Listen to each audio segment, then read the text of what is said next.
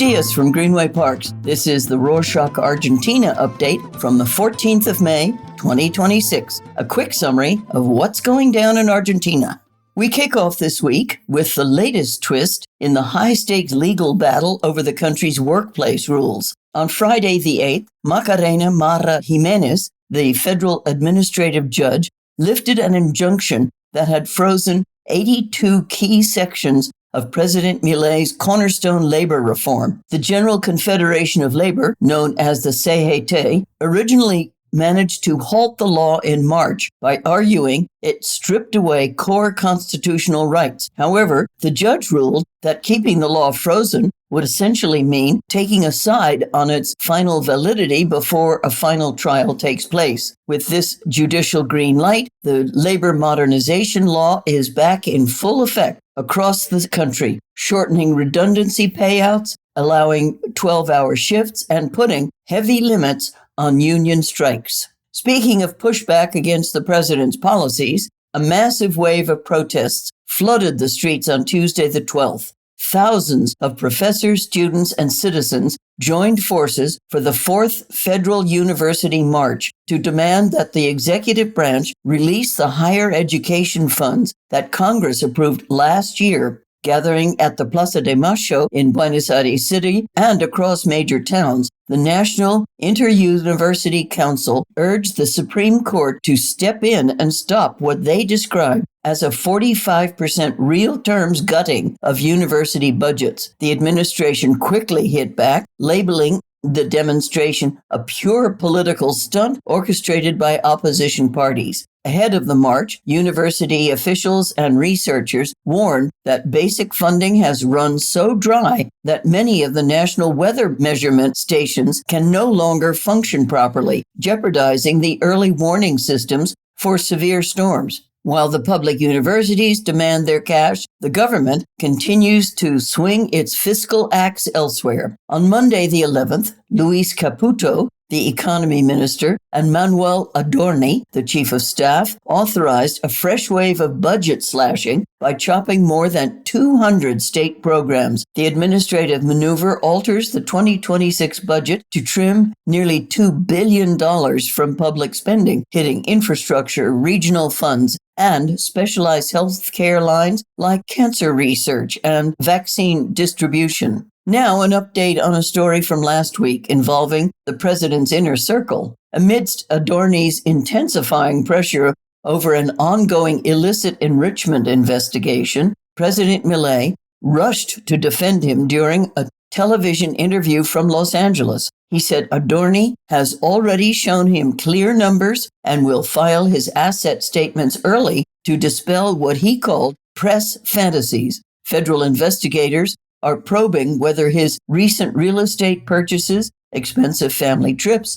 and cash-paid home renovations, allegedly totaling more than $800,000, actually line up with his official income. Patricia Bullrich, senator and former security minister, publicly broke with her fellow party member, demanding that Adorni present his financial declarations immediately rather than waiting for the extended July deadline. Since we mentioned the growing friction within the ruling coalition, the center-right Pro Party officially distanced itself from the Libertarian administration. Led by Mauricio Macri, who was president from 2015 to 2019, the party released a scathing manifesto stating that while they backed Milei's legislative agenda in Congress, they will not applaud corruption or ignore the severe hardships everyday citizens are enduring. The document strongly hinted that the traditional conservative force might break its alliance and run independently in next year's elections.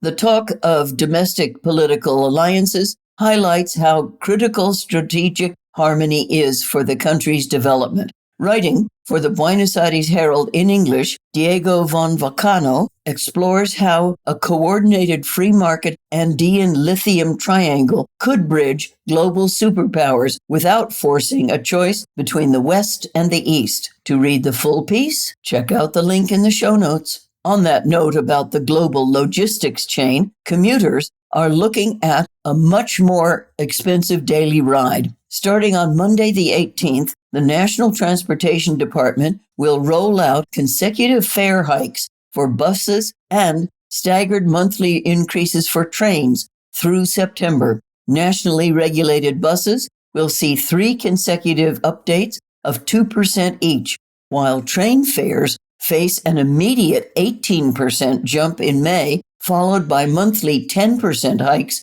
through September as part of an official plan to reduce state subsidies. While everyday expenses climb, the country's macroeconomics continue to rally in the eyes of foreign investors. On Monday the 11th, Argentina's financial risk index dipped below 500 basic points for the first time in months. The drop reflects an optimistic market response following a credit rating upgrade by Fitch Ratings. Despite the cheers from Wall Street, local retail sales fell over 3% in April, marking a tough 4-month slump. Private business chambers revealed that households are aggressively switching to cheaper brands and shrinking their grocery carts to stretch their funds. Squeezed disposable incomes also pushed local loan defaults to an alarming 11%, hitting a 20-year high. To add a bit of context, the city of Buenos Aires registered a 2.5% inflation rate for April. Local statistics show that the cost of living in the capital rose nearly 12% over the first 4 months of the year, driven primarily by fuel adjustments and housing rents. In an update of a story from last week regarding the suspected hantavirus outbreak on a cruise ship, local authorities have expanded their investigation into how the victims were infected. Epidemiologists in the southern province of Tierra del Fuego claimed that the likelihood of patient zero catching the rodent-borne disease during a 48-hour bird-watching stop in Ushuaia is almost zero. They noted that the patient fell ill just 5 days after setting sail, whereas the typical incubation period takes 2 to 3 weeks. However, global interest has shifted heavily toward a massive municipal landfill situated 6 kilometers outside of Ushuaia. Investigators are tracking reports that a Dutch couple that was on the cruise ship visited the open-air dump on their own to search for rare scavenger birds. Local operators are deeply worried that the negative spotlight will wreck the upcoming winter ski season, especially as global health agencies put passengers under strict multi-week quarantines due to lingering questions about how easily the Andes strain spreads. Adding to regional healthcare anxieties, the National Epidemiological Bulletin revealed that meningitis cases have climbed to over 170 so far this year, about 15% higher than previous years. Specialists expressed deep concern over a massive drop in teenage immunization, noting that while 80% of babies get their first meningococcal dose, vaccination coverage plummets below 52% by age 11. According to specialists, getting vaccinated as a baby is not enough to maintain permanent protection, which is why the health calendar requires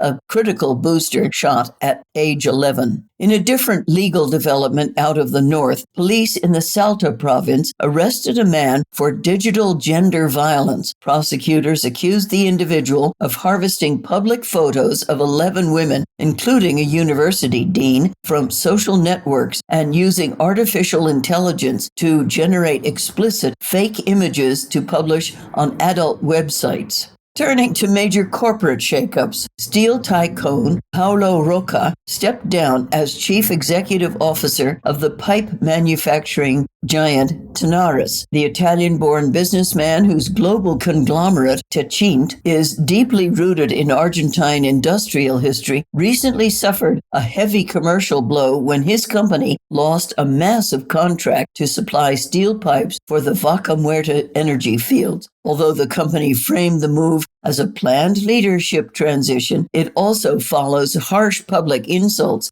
from President Milei, who called the businessman Mr. Scrap Metal after Roca questioned the government's open trade policies. To close this edition on a brighter note, a new nationwide study shows that 1 in 4 women across Argentina took to the football pitch over the last year. Activists highlighted that while team directors still view women's football through a narrow social lens, the sport holds massive commercial potential, showing its strongest brand support and popularity within the inland provinces. And that's it for this week.